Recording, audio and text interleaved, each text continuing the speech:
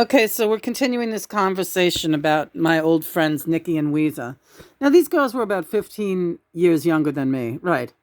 But I thought they were kind of like they were cooler. They were actually cooler than hanging out with women my own age because when I was like 40 or 45 or whatever, when I met them, I might have been younger. How old was I when I met you? Were younger when you met Weezer and Nikki. You were in your early 30s. You were just 30. Holy shit, I was 30 years old when I met those girls. Yeah, because they saw the very inception of your first band, your first original project. They were at CBGB's, they were at Kenny's Castle. Right, right, right. They were around long before you were involved with Christopher. Right, right. They were there before I met him. Right, so these two girls, they're about 15 years younger than me, right? And the thing is, I hung out with them because they were junior assistants at the construction firm that I was in, but they were hipper. They were hipper to me than the girls my own age.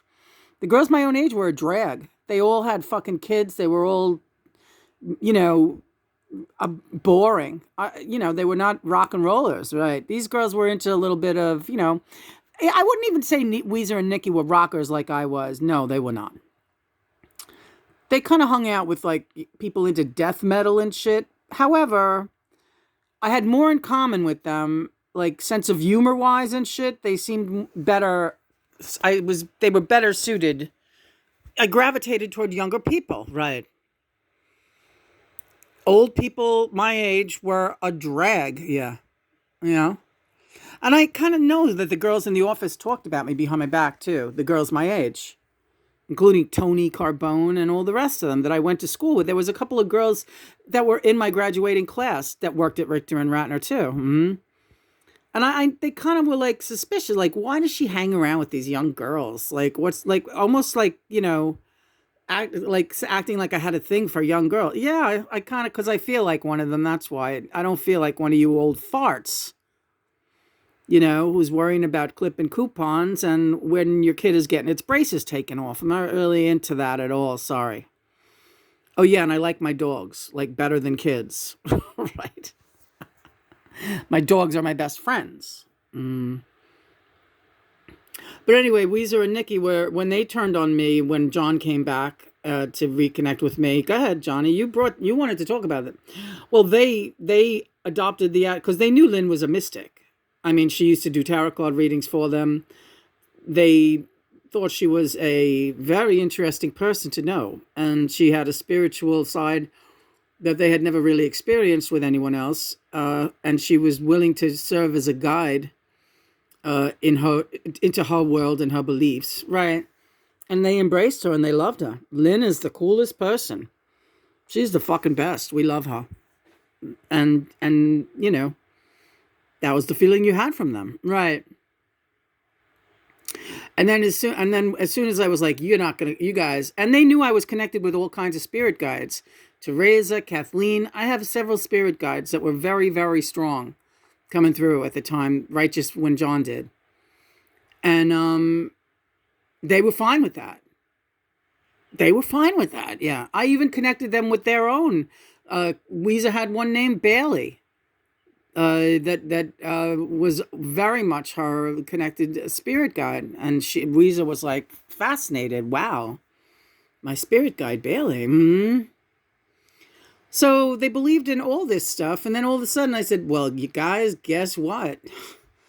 This gets better. My fucking guy, my spirit guide, and he's even a stronger connection than that. He's my twin soul." It's John Lennon. They were like, no, it's not. That was their initial reaction. I'm not. I don't need to believe in this. And as soon as you the sooner you stop believing that, Lena, the better, right? Meanwhile, they knew that all I did was passionately pursue music and rock and roll, and And if anyone looks at my past, it mirrors John's down to the wire.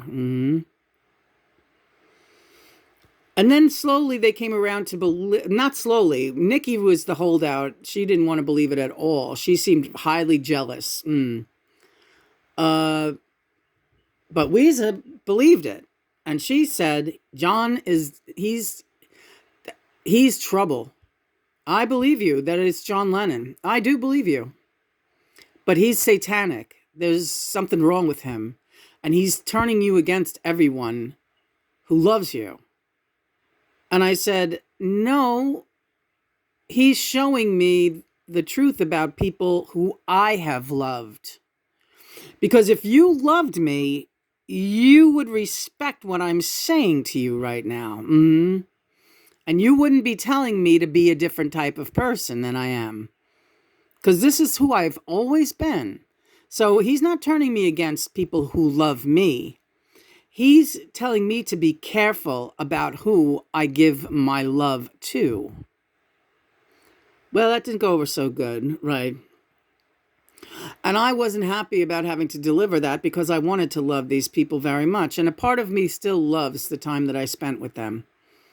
And the spirits that they were when they were on good terms with my belief system and had respect for it. But then that changed. So it changed because they were so jealous they couldn't see straight.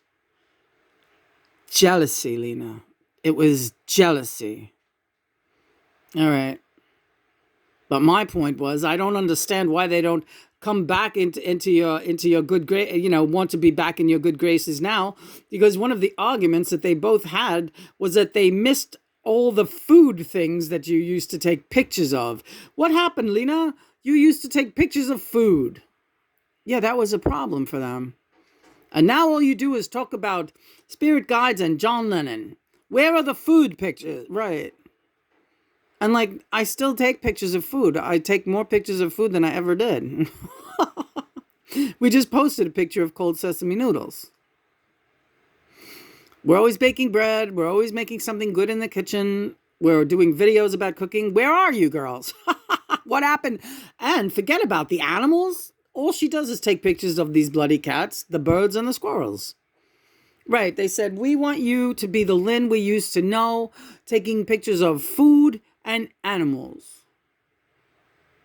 And our life will not be right again until you do that, Lynn.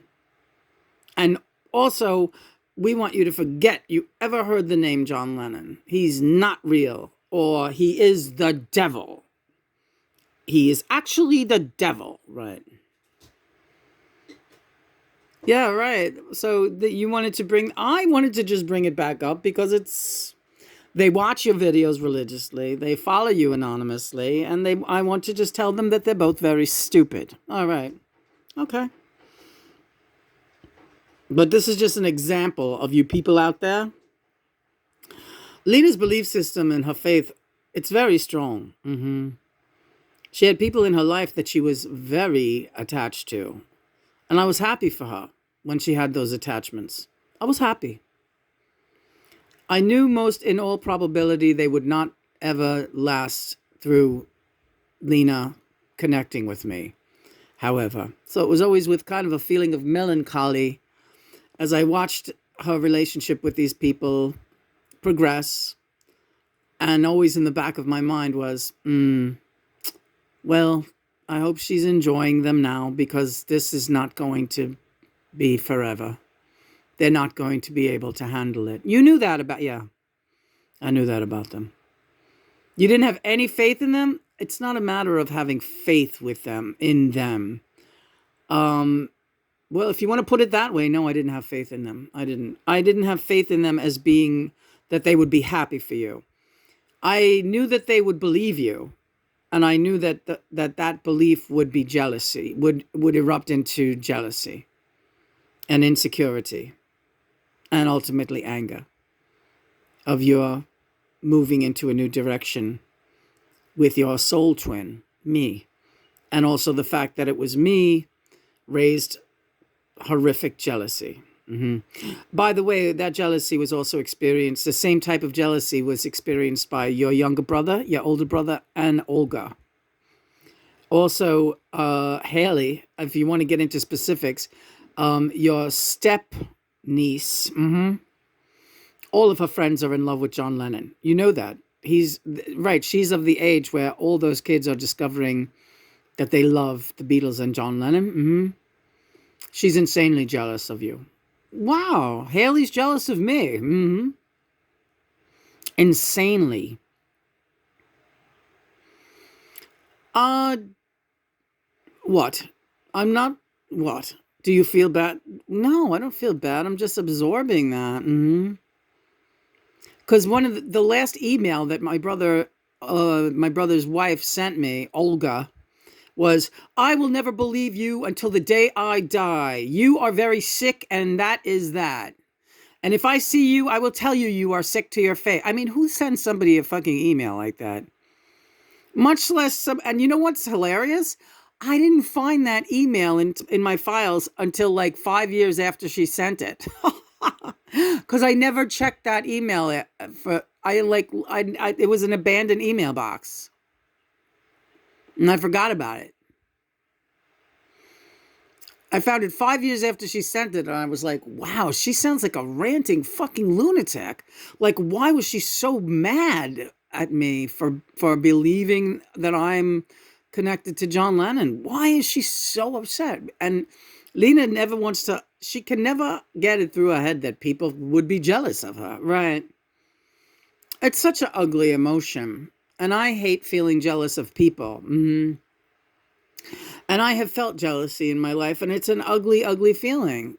Jealousy of people who lived in the country, jealousy of people who could eat anything they want and stay skinny, name it. And then I hate myself for feeling like that. And it's just like, all right, you can't be jealous. You got to just go and make your life better. Very good, honey. You got to just go make your life better.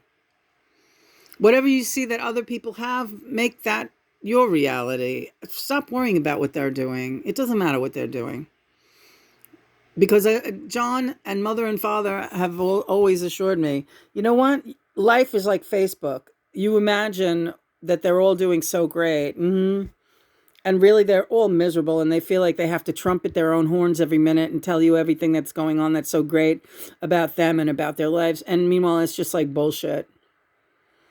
And the only thing you have any control over, and barely that, is your own life. Yeah, thanks, Mom and Dad. Yeah. And I say that, don't say that lightly. It's bad truth, yeah. It's barely... Maisie, what do you have to say about it? I don't know, I think she wants you to move that chair. But let's look at John's face on the chair. What's wrong with you, little cookie puss? You meowing because I rang the bell? That was funny, wasn't it? She never says anything. Yeah. Do you feel all right, kid? Yeah, she's all right. She's okay. She don't like that you sprayed peppermint on her blanket. Oh, well, okay, but that's our tip for the day too. Peppermint mixed with oil. Get a little spray container. It keeps spiders and ants and fleas away. They don't like that. Just a light spritz, and we have a misting bottle filled with I'll show you the size of it even. We just refilled it. Oh, so she hates that. But it will wear off, and then she won't be upset anymore. But yeah, and there's your fine mist. And you just go around the bed, and everything smells beautiful then, because it's like this beautiful peppermint odor. It doesn't do anything to the material. It's completely safe. And it keeps fleas and because I got bit by something this morning. It was me. No, that wasn't you. That hurt like a bite. Well, Maisie, stop going over there. Oh, I'm going to kill her. Yeah. This is what happens when you have 4 cats and 3 of which go outside pretty regularly. Well, 2 at least right now. But when spring gets here, you better believe Maisie's going to be jumping outside too, because she's feeling her oats, this cat. Yeah, I think she kind of wants to go outside now. But it's too cold. She'll have to wait a little while. But the 2 boys go in and out. And yeah, we use flea prevention, but it doesn't matter. You have to be vigilant. You really have to be vigilant, right, Bubby? Yeah. That's the price you pay. You have animals, right? But you can make it as pest free as possible. You can do it. You just have to work on it. Love you too. So you think I'll ever see those? Probably not. Not, but they follow you religiously and they'll see this. I just want to tell them that you're missing out on such a great, great girl because she would still be your friend. You know that? I know you, Lena. You would too. Yeah, I guess so. They'd really have to come across with the goods, though, for me to ever trust them again. Because that was a terrible, terrible feeling. Yeah, yeah. See, I don't think that either. That's where I'm coming from. I don't think that either of them, are capable to apologize for anything. I don't think they have that in them. And yeah, that's what would be called for. Any kind of proof would be in a very unique, very heartfelt apology, and I don't see that coming.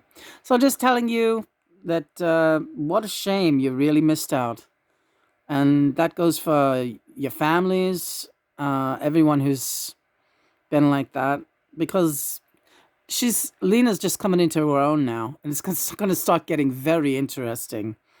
She's going to be out there. Yeah, out there, in your face, on your doorstep. You're going to see. So get ready, get set, let's go.